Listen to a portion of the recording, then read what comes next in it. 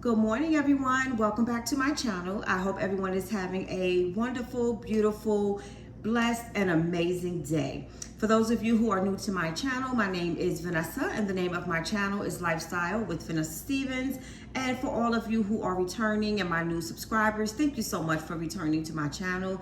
I greatly appreciate each and every one of you. So guys, today's video is especially for my ladies 50 and over who are experiencing any type of menopausal symptoms, whether you are just beginning, you're in your middle stages, or you're in stages. So I'm bringing up this topic today because I am just returning from my primary doctor. I had my physical today. This is the new physician that I am seeing because the insurance that I currently have, my primary physician that I've had for the last 2-3 years does not accept this plan. But thankfully, the provider that I'm going to now, the hospital that she is affiliated with, they have the same hospital system as the other two hospitals that I used to go to. So I was able to merge all of my charts. So basically all of my information for all of my medical history since I've been in Georgia in 2020, she is able to see. So I wanted to discuss this today because today I noticed that for the past, I'll say maybe 2-3 years, I noticed when I go for my physical and my annual woman's check, I'm noticing that now that I'm in a menopausal stage, the physicals and the question that they ask seems to be quite different. So I'm bringing that up because yes, I know that there are different things going on in the body as you age, so they have to approach those things a little differently. But I feel that before you get to this menopausal state, your physicals are a little bit more like detailed, it's like, to me, it seems to be a little bit more intense, and there is a little bit more information that they gather. For me, I feel like at the stage that I'm in right now, I'm seeing that there is a difference. There's a lot of things that they no longer do, and they don't ask like the same type of questions. Also, I feel that, which is something that was brought up to me today, and I really had not sat down and really thought about it, but they also give you a worksheet. And I guess this has a lot to do with your hormones and the imbalance, the up and down of it all. And our bodies experiencing certain things which can also affect our mental. So with this checkoff sheet that they gave me today, it was basically wanting to know, like, where are you at in your mental status? So it was asking questions such as, are you feeling anxious? Have you been feeling depressed? How is your diet? Are you eating due to your stress? And things like that. Everything was basically like mental based. So I did, bring up this question to the provider, and her answer to me was like, yes, they focus on the mental part of when a woman is going through menopause, more so with a woman that is not, because of all of the hormonal changes, it also affects your mental. And as I thought about it, I can say that that is absolutely true, because as I was going through this checkoff list, there are a lot of things that I can say that I would check off on. It would not be like the low number is 0, the high number is 5.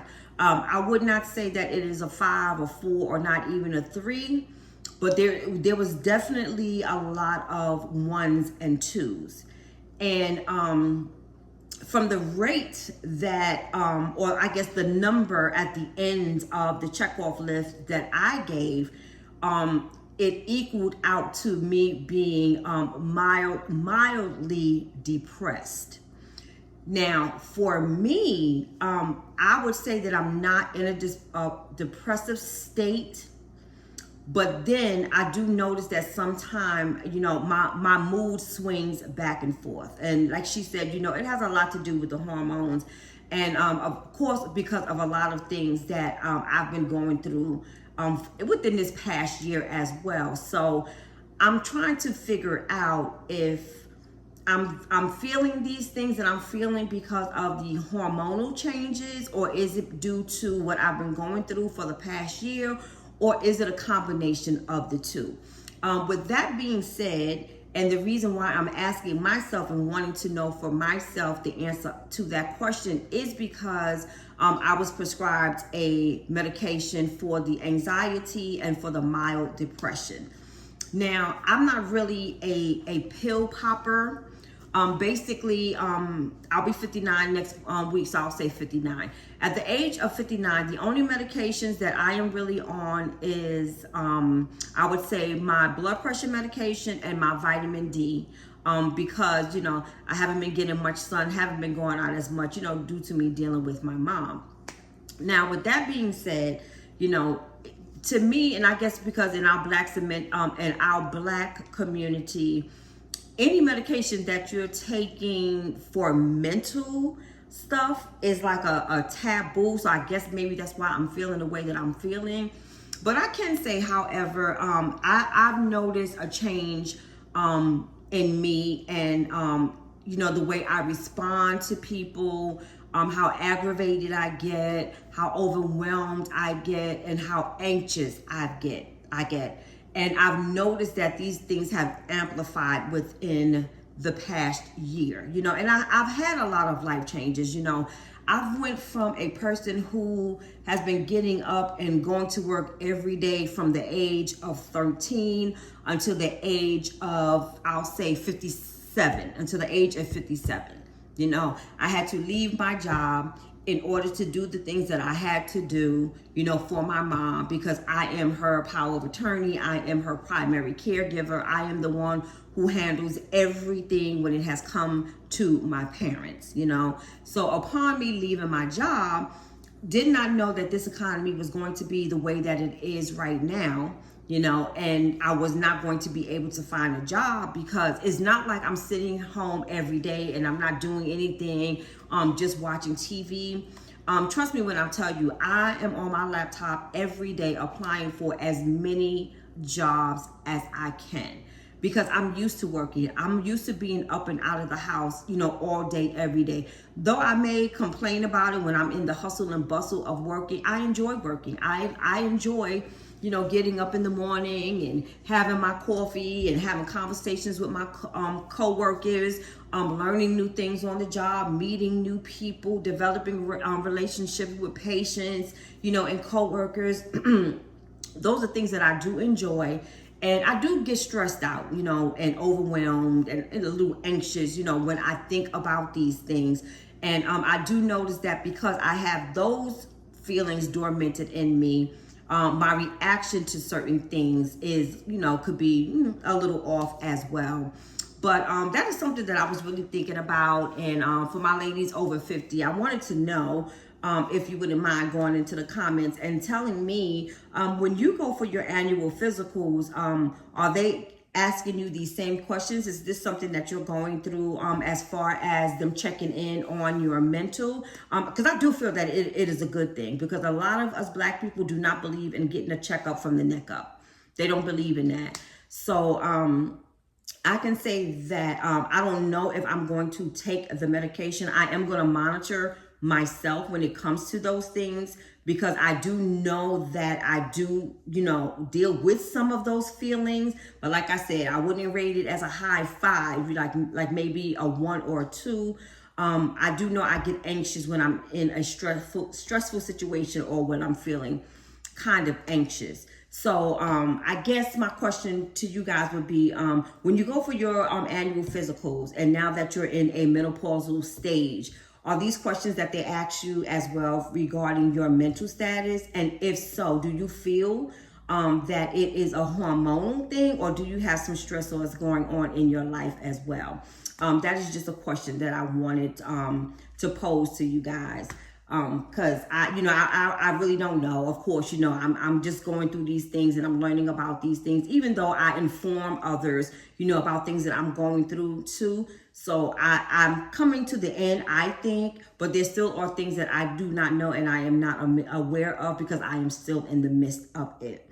So basically, that's all I wanted to say on that. Now, I will say, however, with me, and I don't know if it has anything to do with menopause. I think it's more so with age and experience and, people that you deal with and how you change, as a person. I do know for a fact that I have such a low tolerance. And I think I said this to you guys before. I have got such a low tolerance for bullshit. I will cut you off like that. Listen, before you even think about it, I've already cut you off. I'm at an age, and I don't know if it's a good thing or a bad thing with me, but I'm at an age where I feel that everybody needs to act age appropriate. Once you hit your 40s, your personality should change. You should be more mature, know how to handle certain situations. And to me, it annoys me when I'm around a grown person and they're still acting like a child. It just irks me down to my soul. So like I said, I don't know if it's a hormonal thing or it's because I'm getting older.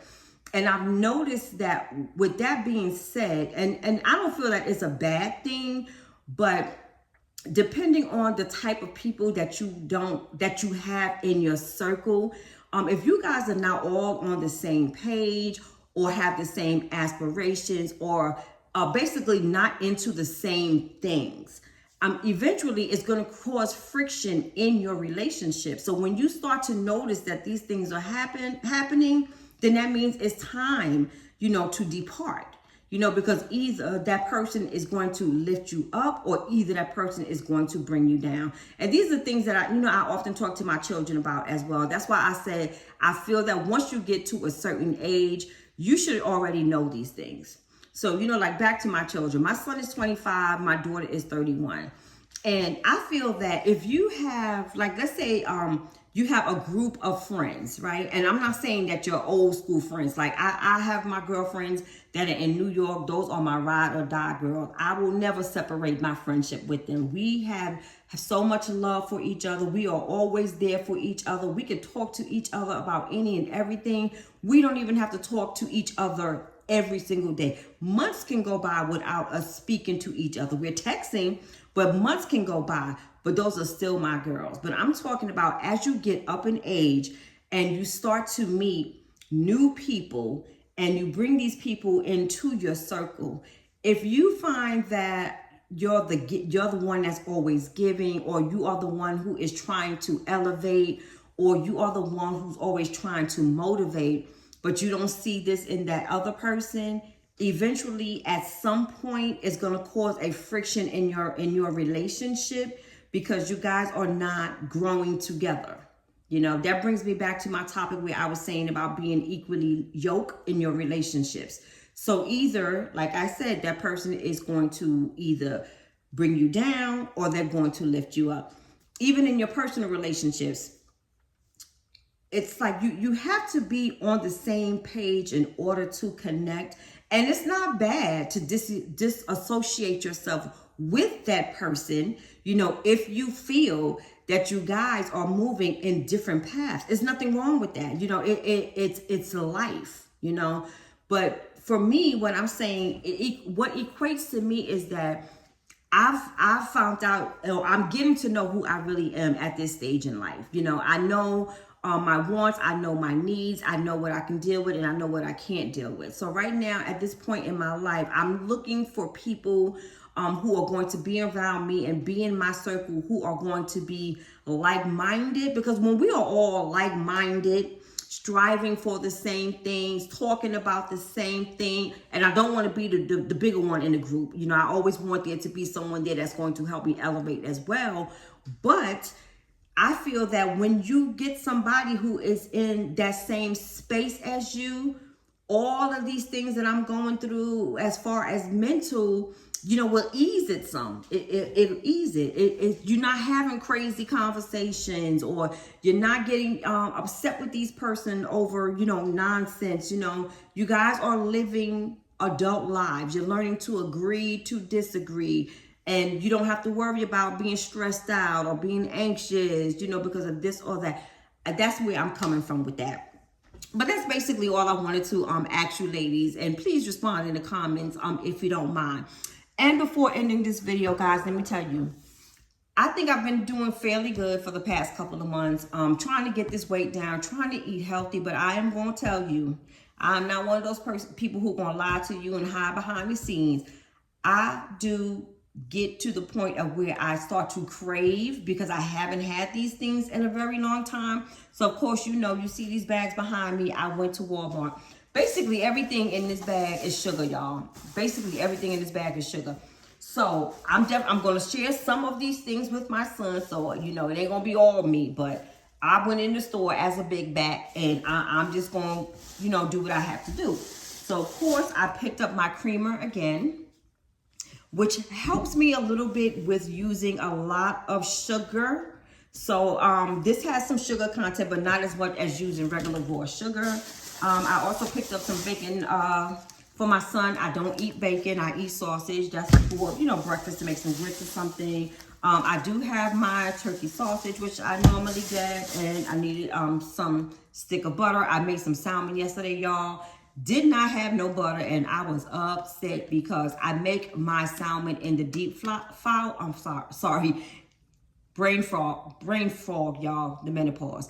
But I make my salmon in the deep fryer, and I like to put butter on there to make it taste, soft and buttery.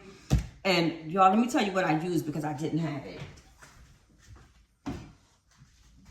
So after I seasoned the salmon, and I put it in the air fryer, I let it sit in there for like about 20 minutes, and then I sprayed the top of it with this butter flavored cooking spray.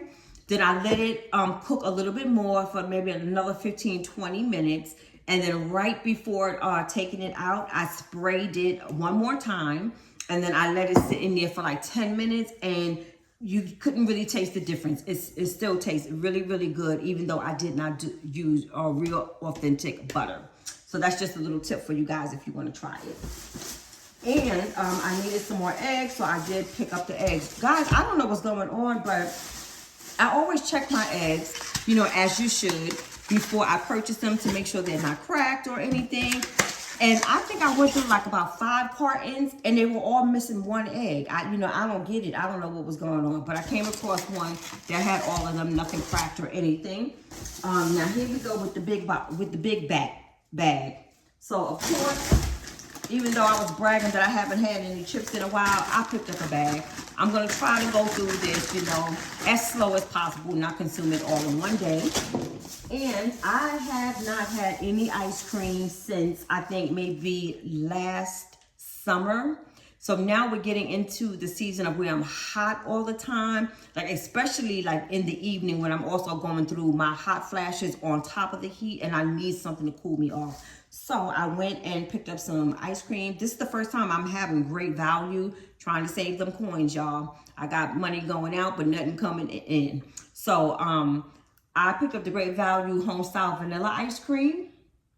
And I think this was like $2.37. And I also picked up the cookies and cream. And I had a taste for some cones.